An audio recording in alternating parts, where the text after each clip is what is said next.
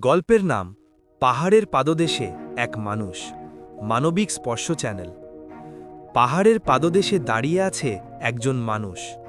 মাথার ওপর বিশাল পাহাড়, নীরব, স্থির, অচল। তার চোখে এক ধরনের ভয়, আবার অদ্ভুত সাহসও আছে। বছরের পর বছর সে পাহাড়টাকে দেখেছে।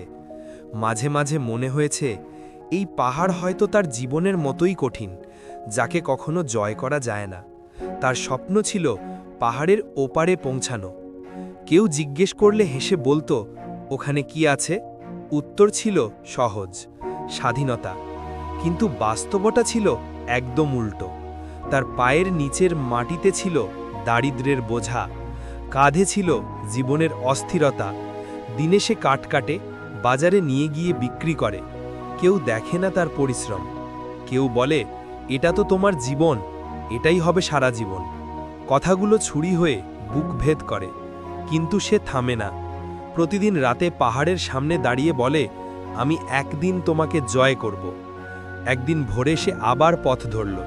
কোনো ব্যাগ নেই, নেই খাবার, শুধু আছে একটা অদম্য বিশ্বাস। পাহাড়ের প্রথম অংশটা ছিল সহজ, সবুজ ঘাস, ঠান্ডা বাতাস, পাখির ডাক। কিন্তু উপরে উঠতেই পথ শুরু হলো কঠিন হতে।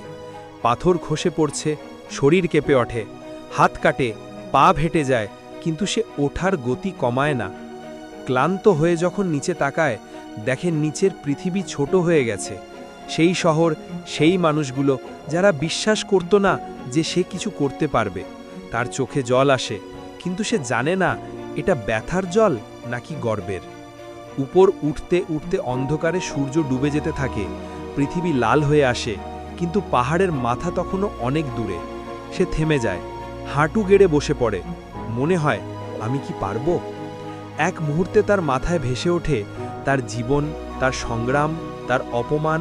সে নিজের বুকের উপর হাত রেখে শুধু বলে, আমি হাল ছাড়িনি, তাই আমি এখানে। এবার সে শেষ শক্তিটুকু দিয়ে উঠতে থাকে। হাওয়া ঠান্ডা, শরীর অবসন্ন, তবুও এক একটা পাথর ধরে, এক একটা ঢাল পার হয়ে অবশেষে পৌঁছে যায় পাহাড়ের চূড়ায়। চূড়ায় দাঁড়িয়ে সে আকাশের দিকে তাকায়। তার সামনে সূর্য ওঠা শুরু করেছে, আলো এসে তার মুখে পড়ে। হয়তো সে কাঁদছে, কিন্তু আজ এই অশ্রু পরাজয়ের নয়, বিজয়ের। সে বুঝে যায়, পাহাড়ের ওপারে স্বাধীনতা নয়, স্বাধীনতা ছিল তার সাহসের ভেতরেই। পাহাড় কখনো পথ আটকায় না, মানুষই অনেক সময় নিজের ভেতরের ভয়কে পাহাড় বানায়।